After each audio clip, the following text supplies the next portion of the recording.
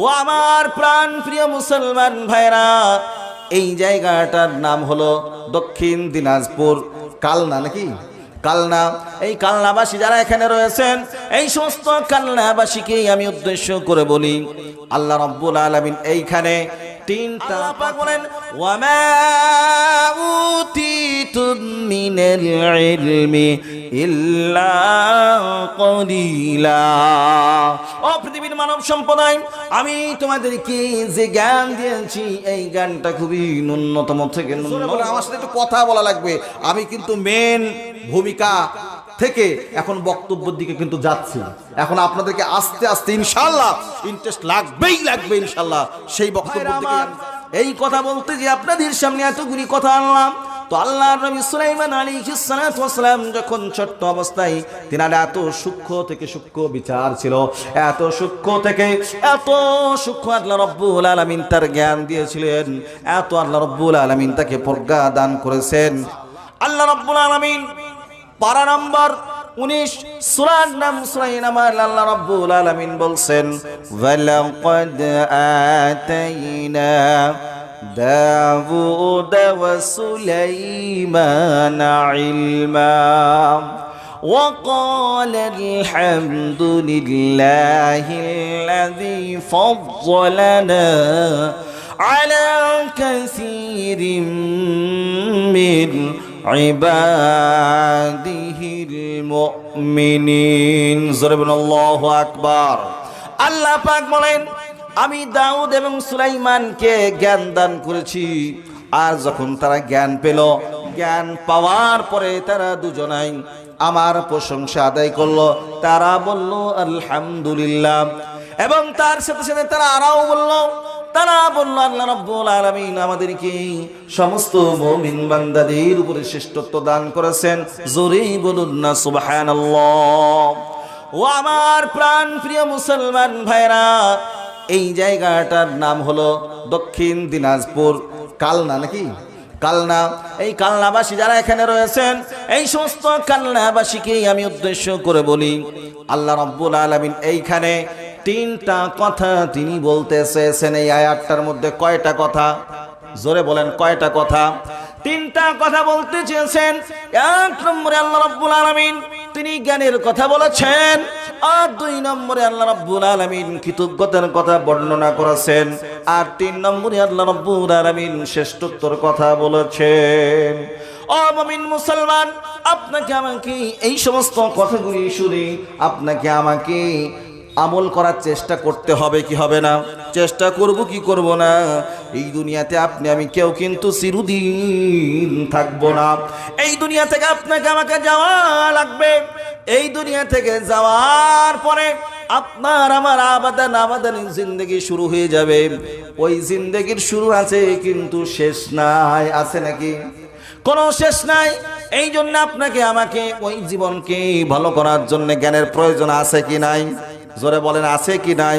আল্লাহ রাব্বুল আলামিন তাই বলছেন, ওয়ালাকাদ আতাইনা দাউদ ওয়া সুলাইমানা ইলমা।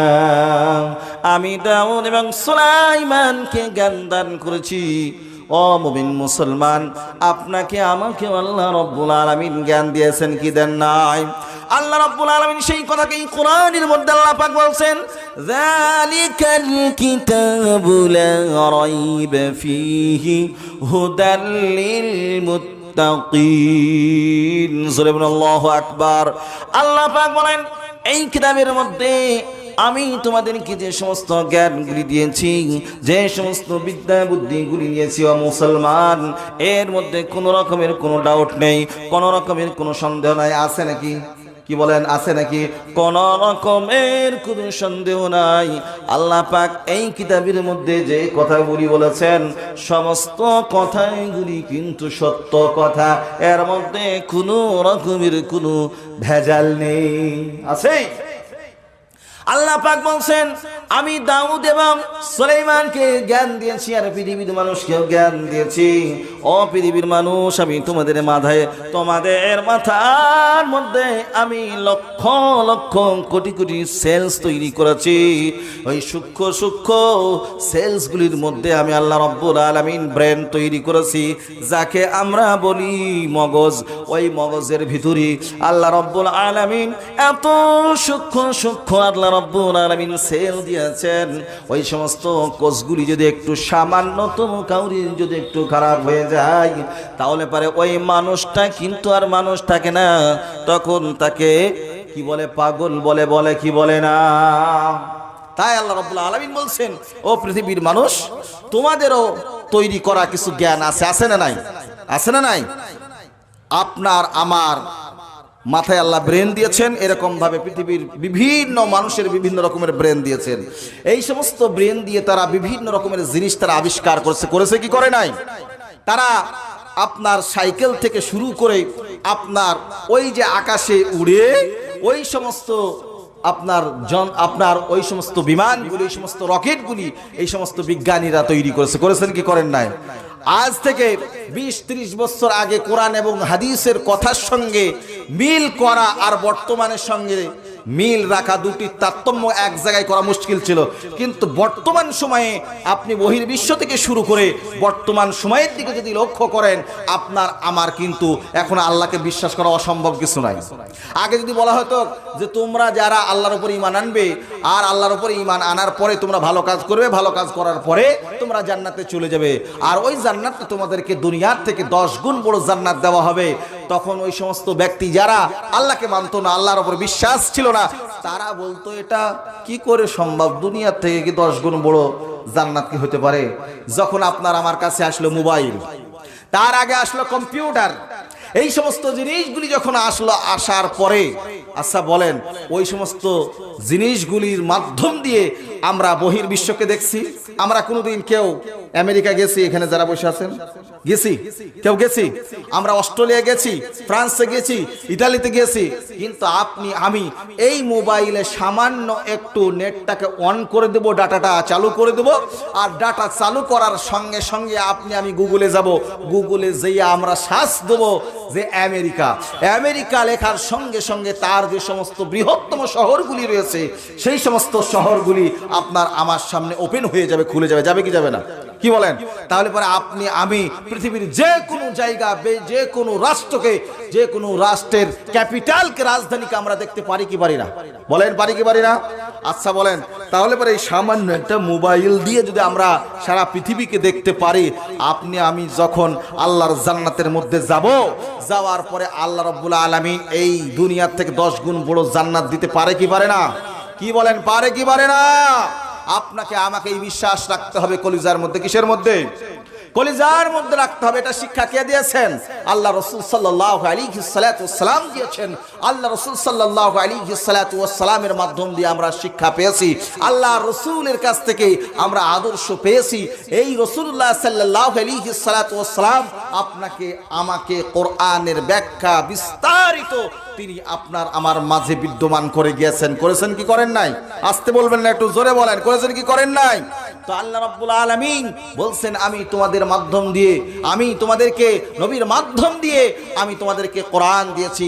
আর এই কোরআনুল কারীমকে আল্লাহ রাব্বুল আলামিন 1 নয় 2 নয়, আল্লাহ রাব্বুল আলামিন 23 বছর ধরে আপনার যখন যেরকম পরিস্থিতি, সেই পরিস্থিতির অনুপাতে আল্লাহ রাব্বুল আলামিন কোরআনুল কারীমকে নাজিল করেছেন। জোরে বলুন সুবহানাল্লাহ। আল্লাহ রাব্বুল আলামিন বলছেন, ও পৃথিবীর মানুষ, তোমাদেরকে আমি জ্ঞান দিয়েছি।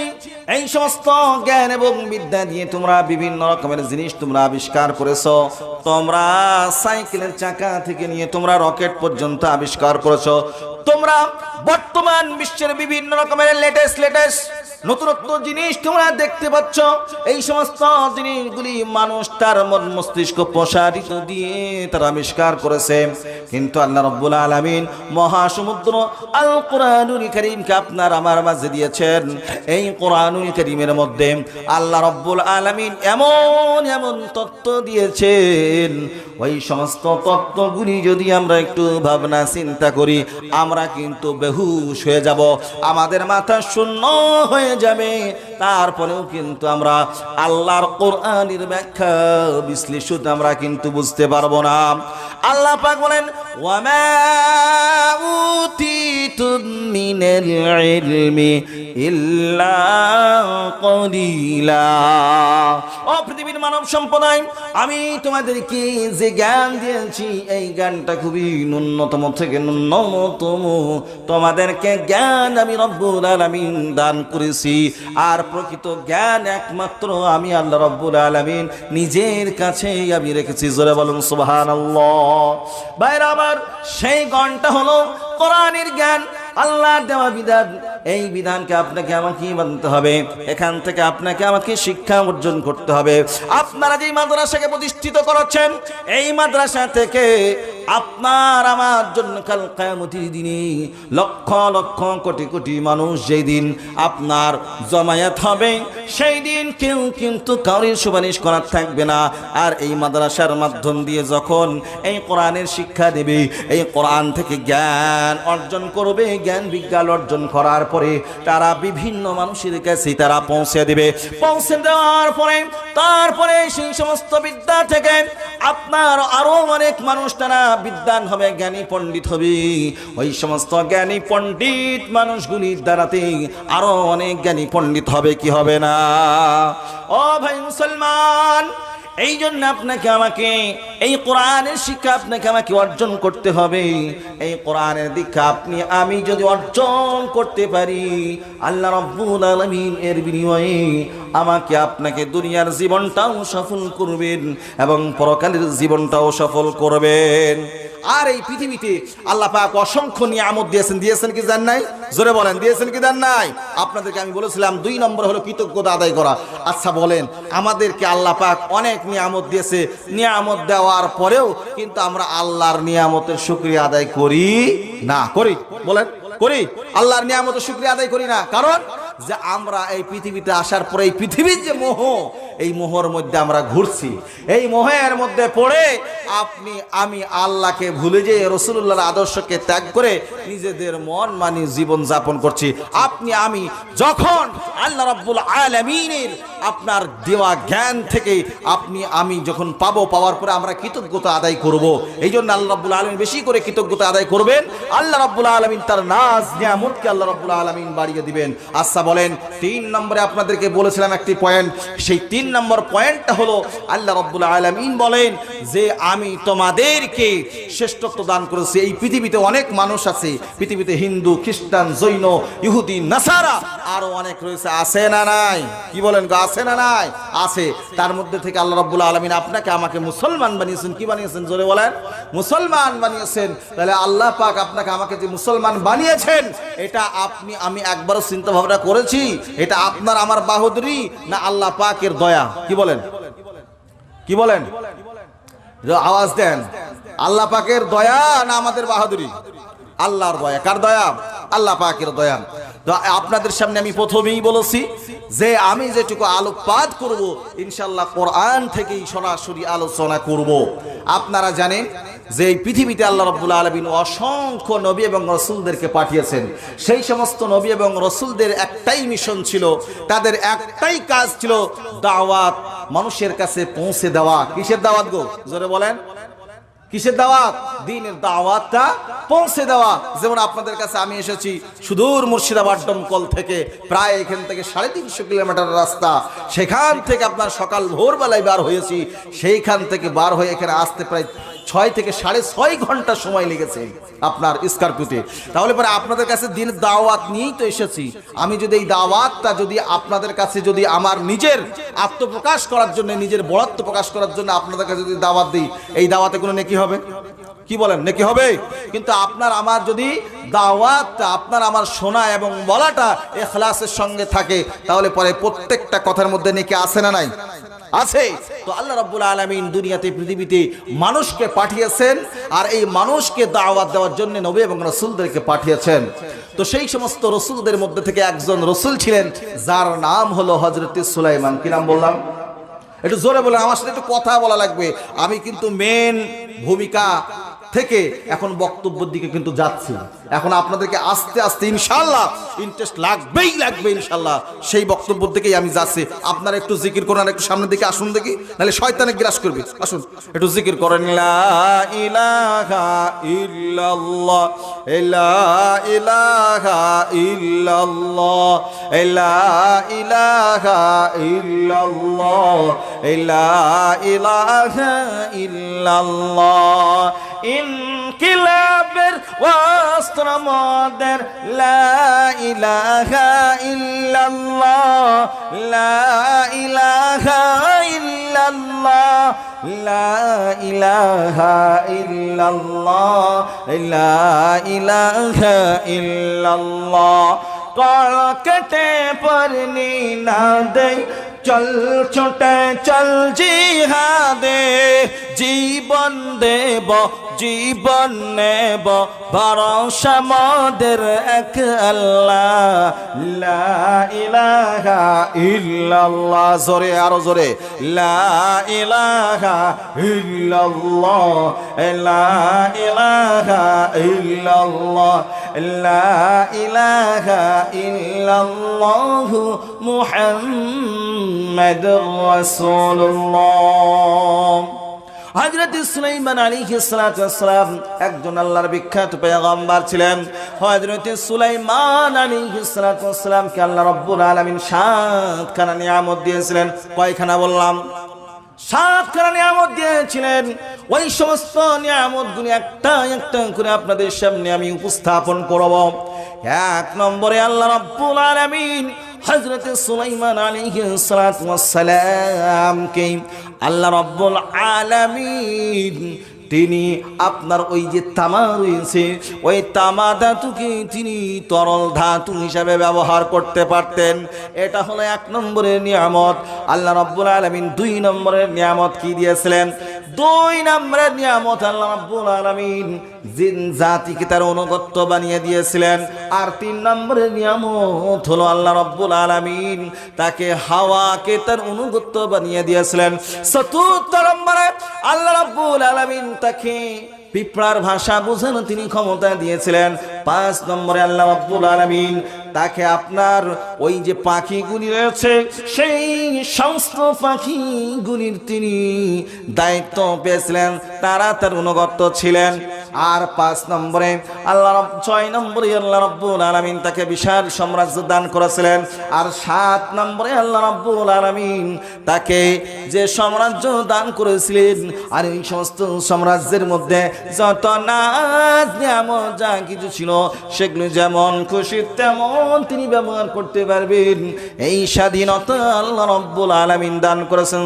সুবহানাল্লাহ। ভাইরা আমার, এটা ছিল আল্লাহর নবী হযরত সুলাইমান আলাইহিস সালাতু ওয়াস সালামের বৈশিষ্ট্যটা। কার বললাম? হযরত সুলাইমান আলাইহিস সালাতু ওয়াস সালামের বৈশিষ্ট্যটা। আপনাদেরকে একটা কথা বলি, হযরত সুলাইমান আলাইহিস সালাতু ওয়াস সালামের প্রত্যেকটা চলাফেরার ক্ষেত্রে আপনার আমার জন্য শিক্ষা আছে। আছে না নাই? কি বলেন গো? আছে না নাই? আস্তে বলুন, এটা জোরে বলেন, আছে না নাই? আছে। আচ্ছা, হযরত সুলাইমান আলাইহিস সালাতু ওয়াস সালাম যখন তিনি ছোট, নবুয়ত পান নাই, এমন তো অবস্থায় হযরত সুলাইমান আলাইহিস সালাতু ওয়াস সালাম তিনি একটা রাস্তার ধারে দাঁড়িয়ে আছেন। তো একটা রাস্তার ধারে দাঁড়িয়ে আছেন, এমন তো অবস্থায় এক বুড়িমা ওই রাস্তা দিয়ে যাচ্ছে। তো মনটা খারাপ কার? ওই বুড়ির। যখন ওই বুড়ির মন খারাপ, তখন বুড়িমাকে হযরত সুলাইমান বললেন, ও বুড়িমা, আপনার মনটা খারাপ কেন? তখন বুড়িমা বললেন, বাবা, আমি ওই রাস্তা দিয়ে আসছিলাম, সেই রাস্তার ধারে একটা বড় সমুদ্র ছিল, আর আমার কাছে একটা আটার গামলা ছিল, ওই আটার গামলার মধ্যে আটা পরিপূর্ণ ছিল। তো হঠাৎ করে সমুদ্র থেকে একটা প্রবল ঝড় আরম্ভ হলো। আরম্ভ হওয়ার পরে ওই হাওয়া এসে আমার আটার গামলাকে, বাবা, আটা এবং গামলা সব উড়িয়ে নিয়ে চলে গেল। তো এই জন্য আমি মনে মনে চিন্তা ভাবনা করছি যে আমার তো এই সামান্য কয়টা আটা এবং তার সাথে সাথে আমার একটা মাত্র গামলা, এখন আমি খাবো কি আর করবো কি। তখন ওই ছোট্ট সুলাইমান বলছে, বুড়িমা চিন্তা করার কোনো কারণ নাই, আপনি এক কাম করেন। কি কাজ? তো আপনি জানেন না যে এখন বর্তমান সময়ে যিনি দেশের রাষ্ট্রনায়ক রয়েছেন, যিনি দেশের বাদশাহ রয়েছেন, দাউদ নবী, দাউদ আলাইহিস সালাতু ওয়াস সালাম, তার কাছে যান। যাওয়ার পরে আপনি তার আদালতে যে আপনি মামলা দায়ের করুন, বলুন যে হাওয়া এরকম ভাবে আমার আটার গামলা এবং আটা উড়িয়ে নিয়ে চলে গেছে। এবার তখন বুড়িমা সেই কথা শুনে করলেন কি, হযরতে দাউদ আলাইহিস সালাতু ওয়াস সালামের দরবারে গেলেন। যাওয়ার পরে তিনি অভাব অভিযোগ যা কিছু মামলা করার দরকার যেভাবে, সেইভাবে তিনি কিন্তু মামলা দায়ের করলেন। হযরতে দাউদ আলাইহিস সালাতু ওয়াস সালাম সমস্ত কথাবার্তা আলাপ আলোচনা শুনে বুড়িমাকে বলছেন, ও বুড়িমা চিন্তার কোনো কারণ নাই, আপনি এক কাম করেন। সে কামটা হলো যে আমি আপনাকে আমার যে রাজকোষ আছে সেখান থেকে আপনাকে ওই গামলা সমপরিমাণ যে আটা সেটাও দেবো, আর তার সাথে সাথে তার থেকে আরো 4 গুণ আটা বাড়িয়ে দেবো। আপনি সন্তুষ্ট তো? বুড়িমা তখন চিন্তা ভাবনা করে দেখলেন, ওরে বাপরে, আমি তো 1 গামলা আটার মালিক, আর সেখানে আমাকে 5 গামলা দিবে, 4 গামলা তো এক্সট্রা দিচ্ছে, তাহলে তার থেকে তো আর বড় পাওনা কিছু নাই। বুড়িমা আটার গামলা পেয়ে একেবারে বগল বাজাতে বাজাতে বা একবারে বাড়ি চলে আসছে, বুঝতে পারলেন? এবার তখন হযরত সুলাইমান আলাইহিস সালাম রাস্তার মধ্যে দাঁড়িয়ে আছে। এবার বুড়িমার আনন্দ খুশি দেখে সুলাইমান আলাইহিস সালাম ওই রাস্তায় দাঁড়া অবস্থায় বুড়িমাকে দেখলেন। দেখার পরে বুড়িমাকে ডাকলেন, ও বুড়িমা এদিকে আসুন।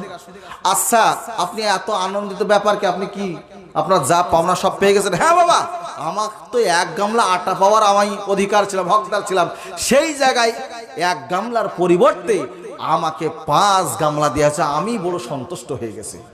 সুলাইমান আলাইহিস সালাম বললেন, ও বুড়িমা আপনি 5 গামলা আটা পাবেন না, আপনি ফিরে যান।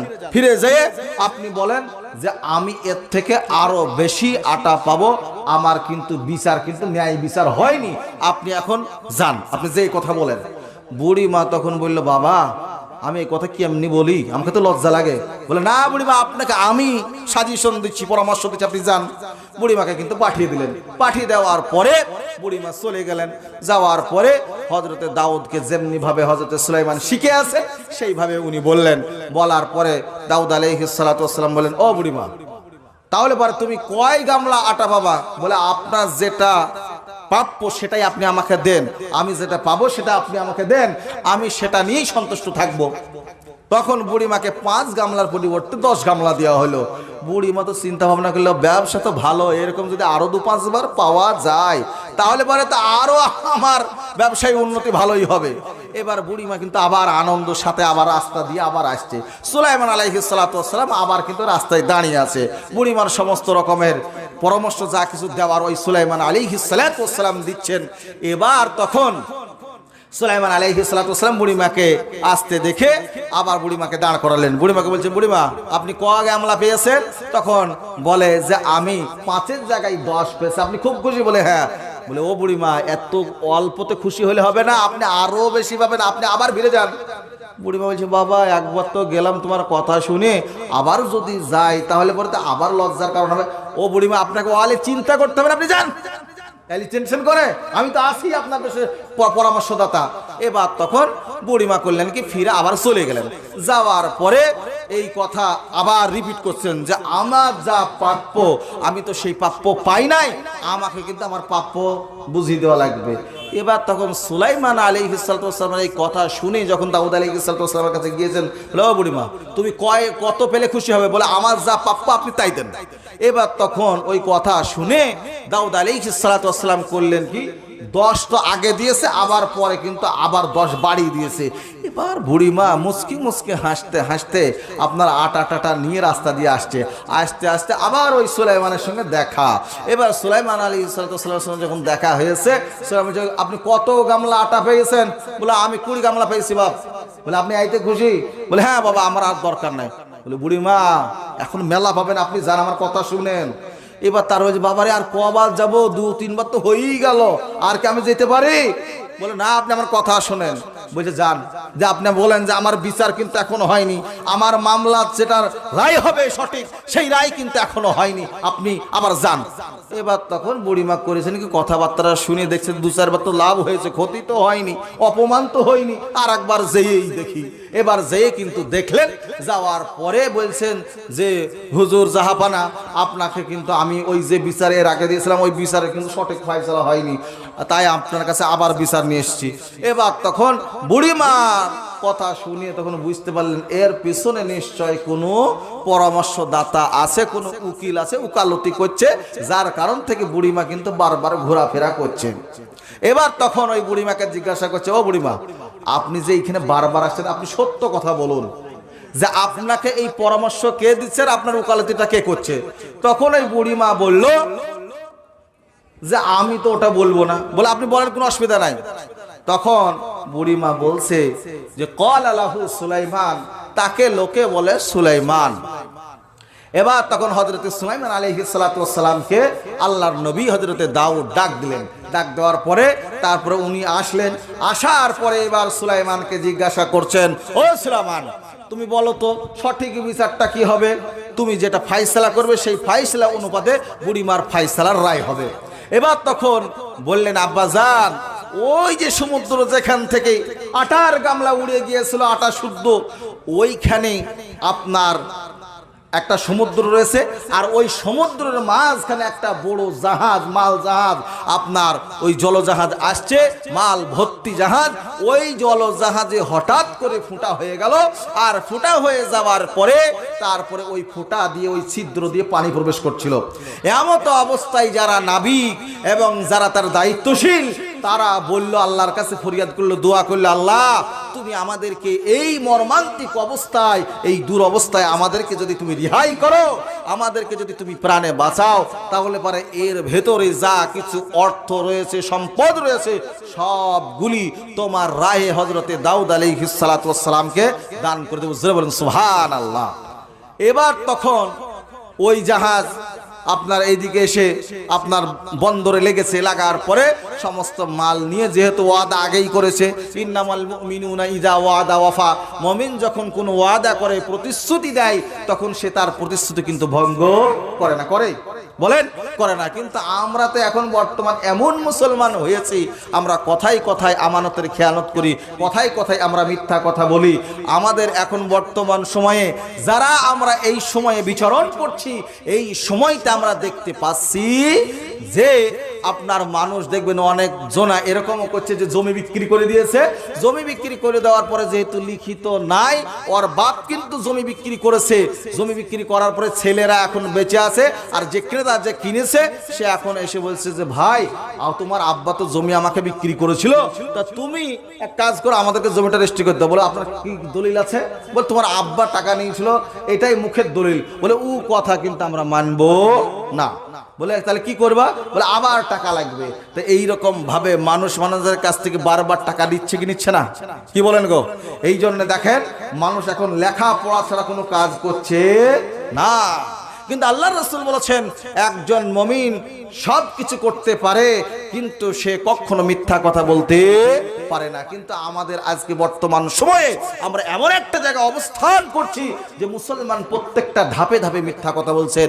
এই জন্য আপনাকে আমাকে এই মিথ্যা থেকে আপনাকে আমাকে বাঁচতে হবে। ও দরদি, ও আমার প্রাণ প্রিয় মুসলমান ভাইয়েরা, আপনি আমি যদি সঠিক এবং শুদ্ধ হয়ে যাই, আপনি আমি যদি সঠিক রাস্তায় যদি থাকি, আল্লাহর আরশ থেকে রহমতের দরজা আপনার আমার জন্য খুলে যাবে।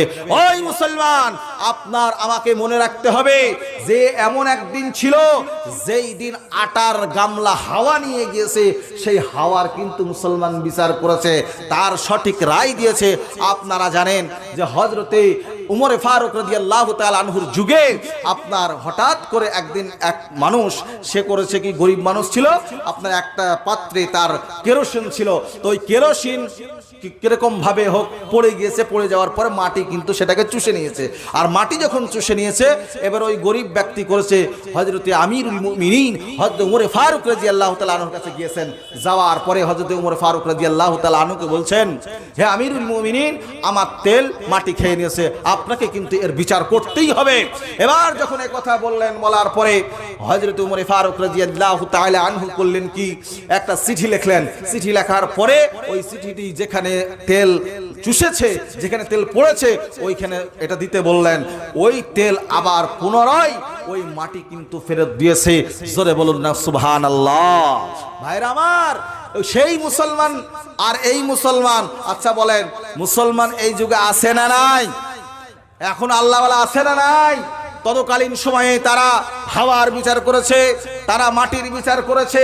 আজ এমন একটা পরিস্থিতিতে আমরা অবস্থান করছি, পৃথিবীতে মুসলমান সর্বত্র মার খাচ্ছে, সর্ব জায়গায় মুসলমানদেরকে পদদলিত করা হচ্ছে, মুসলমানদেরকে সর্বস্তরে তাদেরকে ঠকানো হচ্ছে। তারপরেও কিন্তু মুসলমান তারা কিন্তু এখনো পর্যন্ত আল্লাহকে তারা চিনল না, রাসূলুল্লাহর আদর্শকে তারা চিনল না। রাসূলুল্লাহর আদর্শ বাদ দিয়ে তারা পৃথিবীর বিভিন্ন রকমের নায়ক এবং নায়িকাদের তারা অনুসারী হয়েছে, ভক্ত হয়েছে। আচ্ছা বলেন, যে ব্যক্তি বা যারা এই রকম ধরনের আচরণ করবে, এই রকম ধরনের এই রকম ভাবে চলবে, আচ্ছা বলেন তারা কি কোনোদিন আল্লাহর জান্নাতে যেতে পারবে? বলেন। আল্লাহ রাসূল বলেছেন, মান তাশাব্বাহা বিকওমিন ফাহুয়া মিন, যে ব্যক্তি যার অনুসরণ করবে ওই ব্যক্তিকে আল্লাহ রাব্বুল আলামিন কাল কিয়ামতের দিনে তাদেরকে ওই সমস্ত ব্যক্তিদের যারা অনুসারী ছিল, যেরকম তারা যদি গাঁজাখোর হয়, কিংবা মদখোর হয়, কিংবা লুচ্চা হয়, কিংবা আরো নোংরামি কাজের সঙ্গে তারা যদি সংযুক্ত থাকে, সম্পৃক্ত থাকে, তাহলে পারে তারা যদি জাহান্নামে যায়, তাহলে যারা অনুসরণ করবে আমাদের মধ্যে থেকে তারাও কিন্তু সেই মানুষদের সাথে জাহান্নামে যাবে। কথা ঠিক কিনা ভাইরা আমার? এই কথা বলতে যে আপনাদের সামনে এতগুলি কথা আনলাম, তো আল্লাহর নবী সুলাইমান আলাইহিস সালাতু ওয়াস সালাম যখন ছোট্ট অবস্থায়, তিনার এত সূক্ষ্ম থেকে সূক্ষ্ম বিচার ছিল, এত সূক্ষ্ম থেকে এত সূক্ষ্ম আল্লাহ রাব্বুল আলামিন তার জ্ঞান দিয়েছিলেন, এত আল্লাহ রাব্বুল আলামিন তাকে প্রজ্ঞা দান করেছেন। আল্লাহ রাব্বুল আলামিন তার প্রজ্ঞার কথা বর্ণনা করতে গিয়ে আল্লাহর নবী সুলাইমান আলাইহিস সালাতু ওয়াস সালামের কথা আল্লাহ রাব্বুল আলামিন তাকেও তার বাপের দোয়ার কারণ থেকে আল্লাহ রাব্বুল আলামিন তাকেও পয়গম্বর বানিয়েছিলেন। এবং আল্লাহ রাব্বুল আলামিন তার পয়গম্বরের আমলে আল্লাহ রাব্বুল আলামিন তাকে এত বড় রাজত্ব দিয়েছিলেন। আল্লাহ রাব্বুল আলামিন ওই তার রাজত্ব সমপরিমাণ এত বড় রাজত্ব আল্লাহ রাব্বুল আলামিন কাউকে দান করেন নাই। জোরে বলুন সুবহানাল্লাহ। ভাইরা আমার, আপনাদেরকে জিজ্ঞাসা করি, ও আমার প্রাণ প্রিয় মুসলমান ভাইরা, ও আমার কালনাবাসী যুবক ভাইরা গো, গভীর মনোযোগ দিয়ে শোনা লাগবে। আল্লাহ রাব্বুল আলামিন বলছেন, ওয়া হুশিরা লিসুলাইমান জুনুদুহু মিনাল জিন্নি ওয়াল ইনসি ওয়াত তায়রি ফাহুম ইউযাউন। আল্লাহ পাক বলেন, আমি প্রত্যেকটা দেশে প্রত্যেকটা রাষ্ট্রের মধ্যে আমি সেনাবাহিনী দিয়েছি।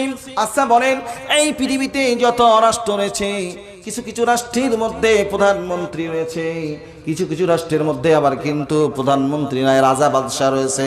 যেরকম ভাবে সৌদি আরব রয়েছে, তারপরে আরব আমিরাত রয়েছে, এই সমস্ত দেশের মধ্যে কিন্তু প্রাইম মিনিস্টার নাই, সেখানে প্রধানমন্ত্রী নাই।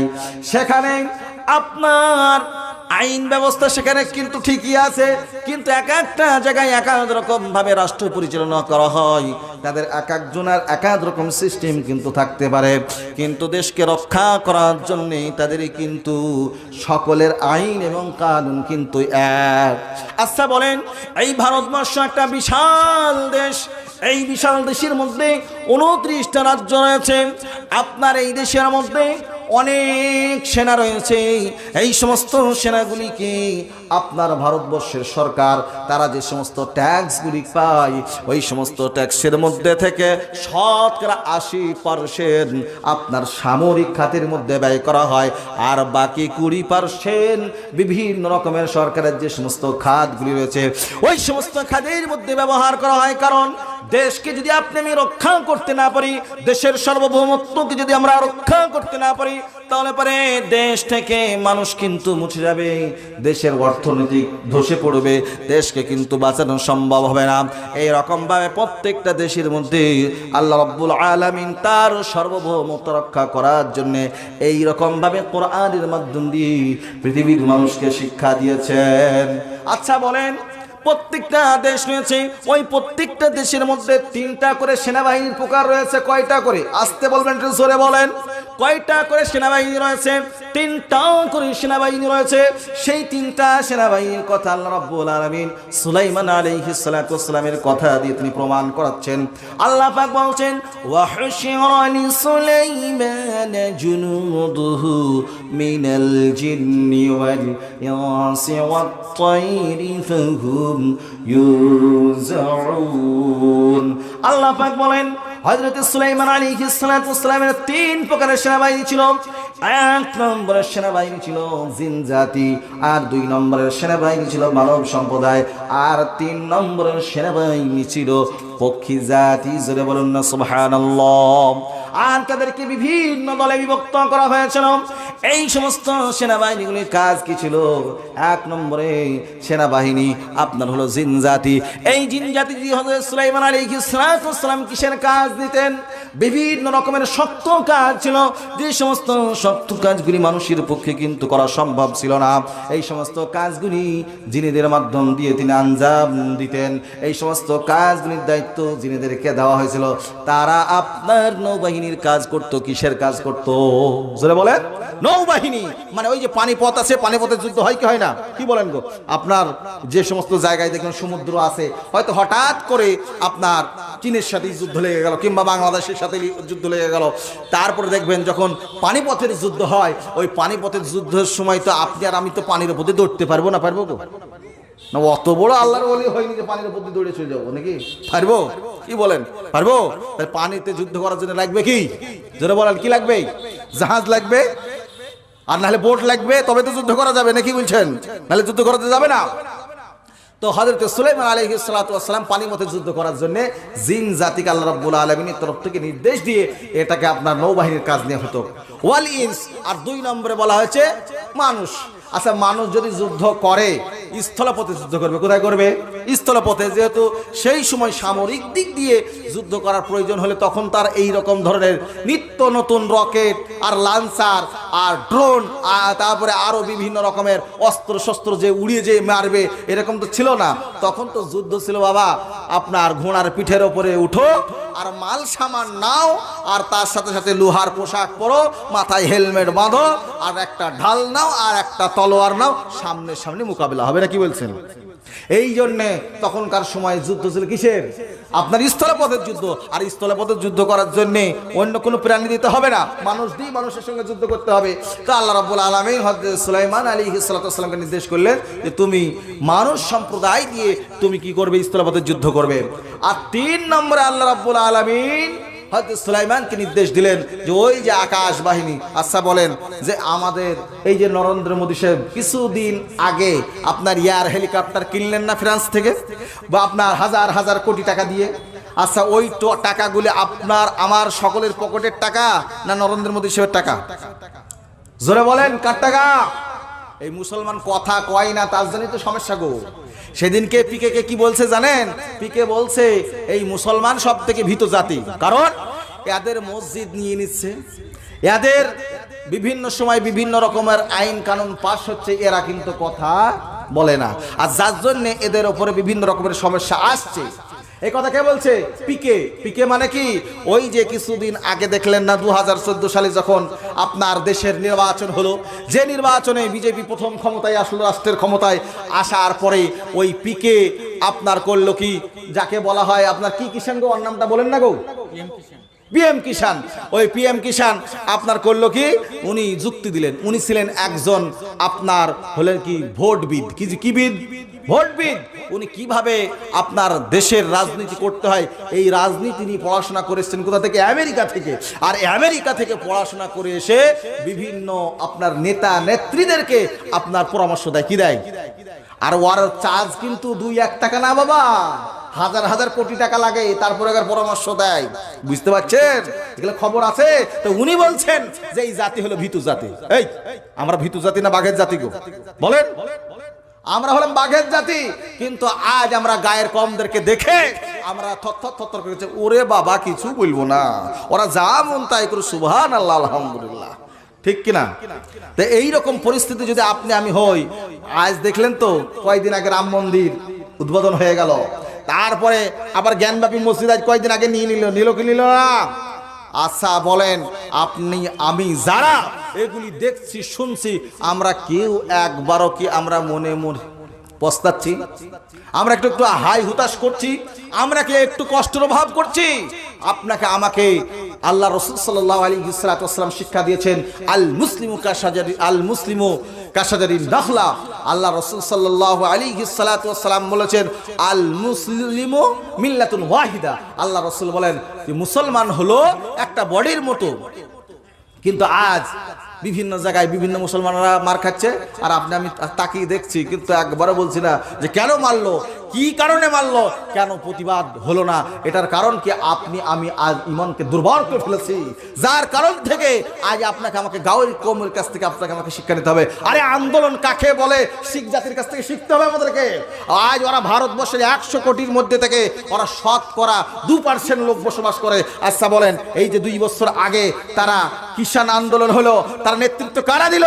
ওই সমস্ত কিষাণ আন্দোলনের মধ্যে নেতৃত্ব দিল আমার ওই সমস্ত যুবক, আপনার ওই সমস্ত আমার ভাইয়েরা, শিখ ভাইয়েরা। তারা এমন ভাবে আন্দোলন করলো, 1 বছর ধরে তারা ঠান্ডাকে ঠান্ডা মনে করেনি, তারা শীতকে শীত মনে করেনি, বর্ষাকে বর্ষা মনে করেনি। খাওয়া দাওয়া সমস্ত সব কিছু কম বেশি করে খেয়ে মিলে জুলে তারা তাদের নিজের স্বাধীনতা, তাদের নিজের কৃষি আইনকে আপনার ফিরিয়ে নেওয়ার জন্য তারা আন্দোলন করলো কি করলো না?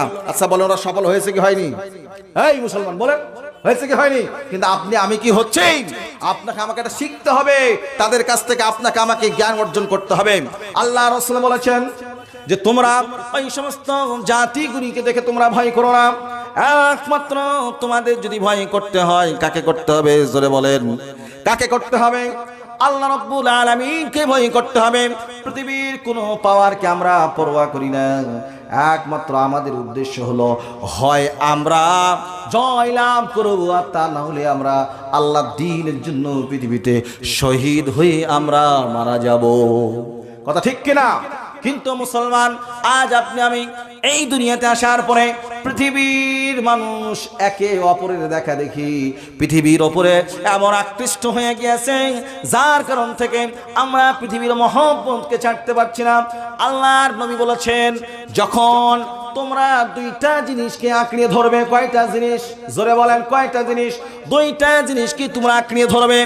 এক হলো আল্লাহর কোরআন, আর 2 নম্বর হলো রাসূলুল্লাহর হাদিসকে। যখন তোমরা আঁকড়িয়ে ধরবে, তোমাদেরকে পৃথিবীর কোনো শক্তি নাই তোমাদেরকে পরাজয় লাভ করতে পারে, তোমাদেরকে কেউ হারাতে পারে, কেউ কখনোই তোমাদেরকে হারাতে পারবে না।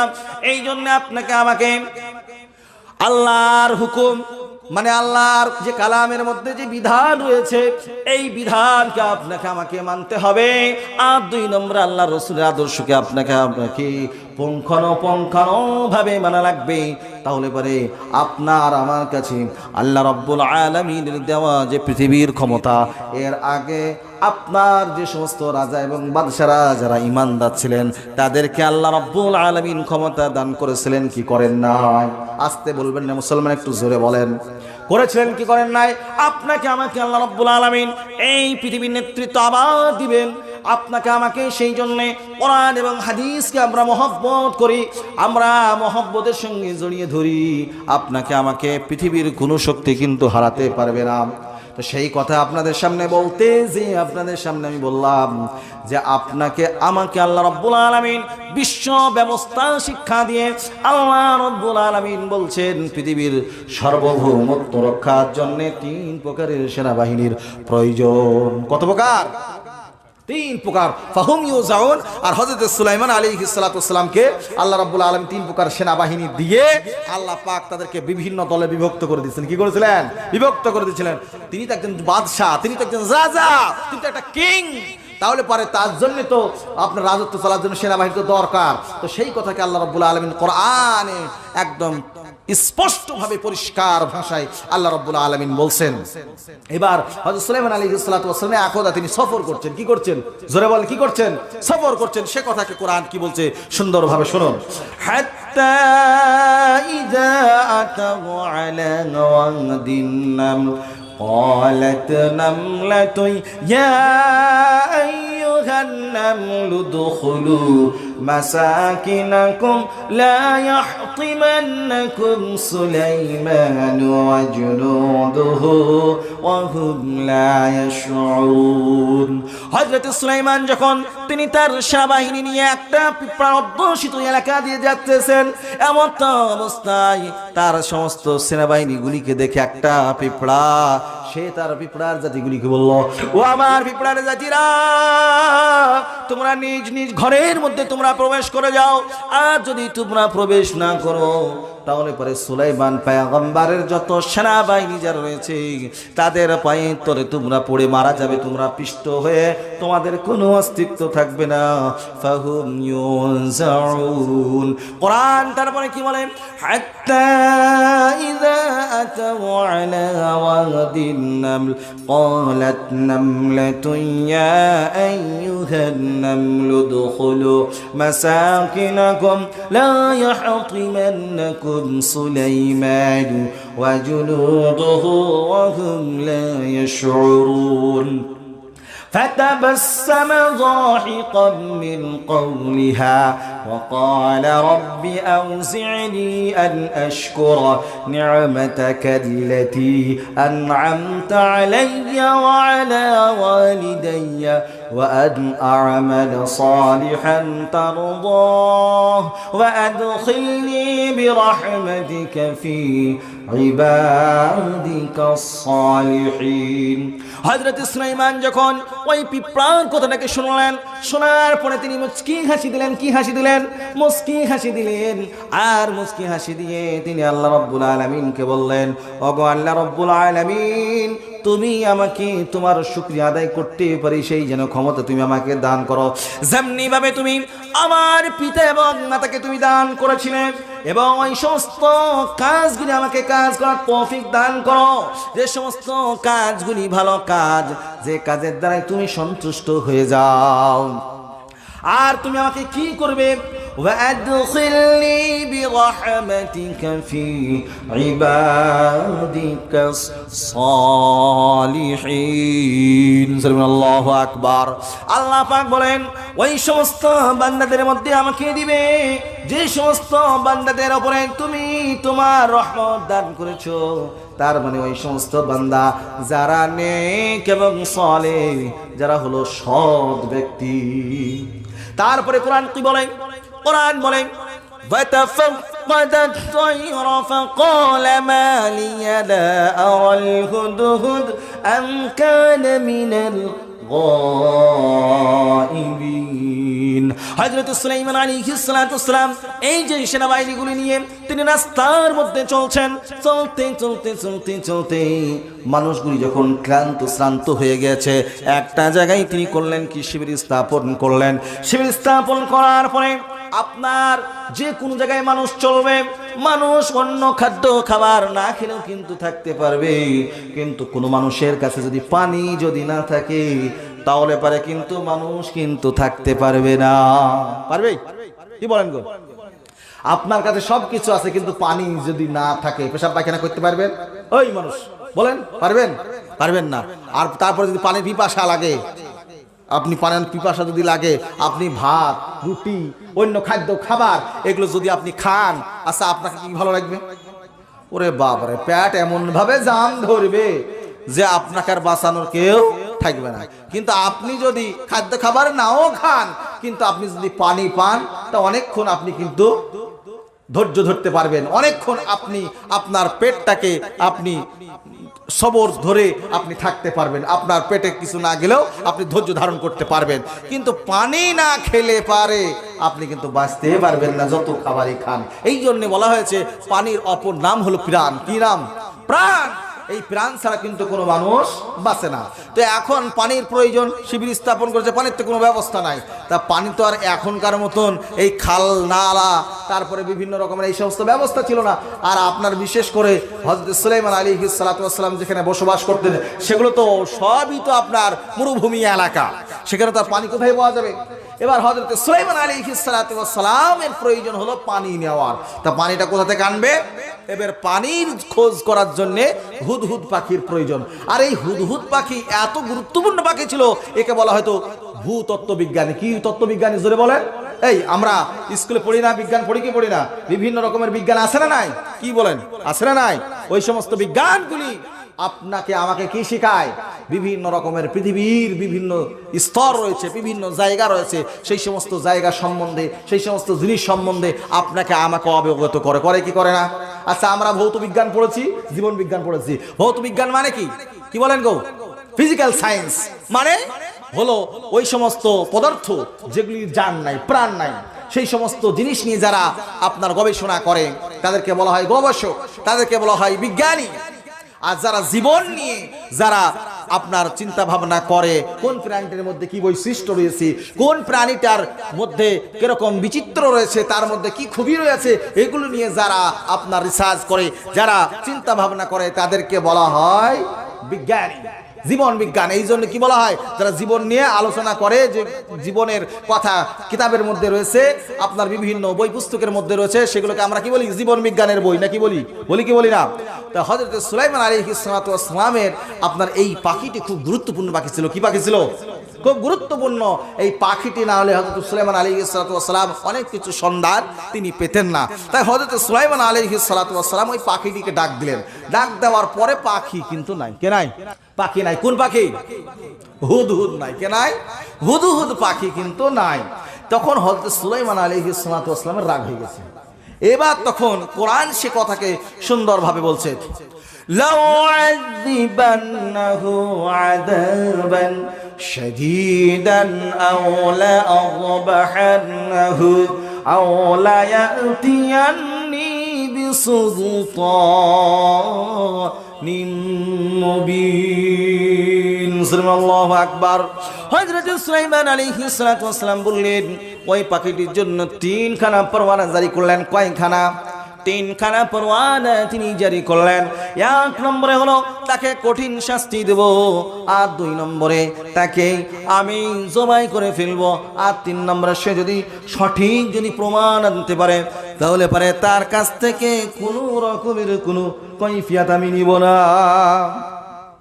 فمكث غير بعيد فقال أحطت بما لم تحط به وجئتك من سبأ بنبأ يقين।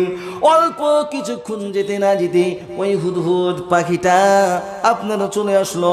আসার পরে হযরত সুলাইমান আলাইহিস সালাতু ওয়াস সালামকে ওই হুদহুদ পাখিটা বলছে, হুজুর আপনার কাছে এমন কিছু আমি বিশ্বস্ত খবর নিয়ে এসেছি, যে খবর সম্বন্ধে আপনার কিন্তু কোনো কিছু জানা নাই। কে বলছে? হুদহুদ বলছে যে আপনি ওই বিষয়ে আপনি কিছুই জানেন না, এই কথা বলছে। তারপরে তখন হযরত সুলাইমান আলাইহিস সালাতু ওয়াস সালামকে ওই পাখিটি আবার কি বলল, সে কথাও আল্লাহ রাব্বুল আলামিন কোরআনের মধ্যে সুন্দর করে সন্নিবেশিত করেছেন। আল্লাহ পাক বলেন, ইন্নী ওয়াজাদতু ইমরাআতান তামলিকুহুম ওয়া উতিয়াত মিন কুল্লি শাইইন ওয়া লাহা আরশুন আযীম। ওই হুদহুদ পাখিটা বলল, হুজুর আমি ওইখানকার পুরুষ মানুষ এবং ওইখানকার জাতিগুলির মানুষের উপরে এমন একজন মহিলাকে কর্তৃত্ব এবং নেতৃত্ব দিতে দেখেছি। আমার আল্লাহ পাক তাকে এমন কোন নিয়ামত নেই আমার আল্লাহ পাক দান করেন নাই। জোরে বলুন সুবহানাল্লাহ। আর আমার আল্লাহ পাক তার একটা বিশাল সিংহাসন দান করেছেন। কি সিংহাসন? ও বাবা আস্তে বলবেন, একটু জোরে বলেন। বিশাল সিংহাসন আল্লাহ রাব্বুল আলামিন দান করেছেন। তারপরে কোরআন কি বলে, ওয়াজাদতুহা ওয়া কওমাহা ইয়াসজুদুনা লিশ-শামসি মিন দুনিল্লাহ ওয়া যায়্যানা লাহুমুশ-শাইতানু আ'মালাহুম ফাসাদ্দাহুম আনিস-সাবিলি ফাহুম লা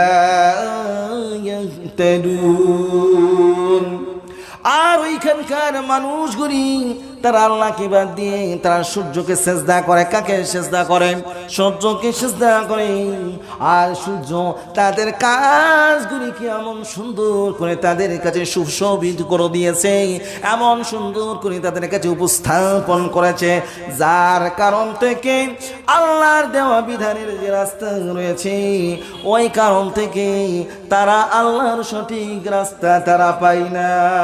তারপর আল্লাহ পাক বলেন, আল্লাহ ইয়াসজুদু লিল্লাহিল্লাযী ইউখরিজুল খাবআ ফিস সামাওয়াতি ওয়াল আরদ ওয়া ইয়ালামু মা তুখফুনা ওয়া মা তু'লিনুন।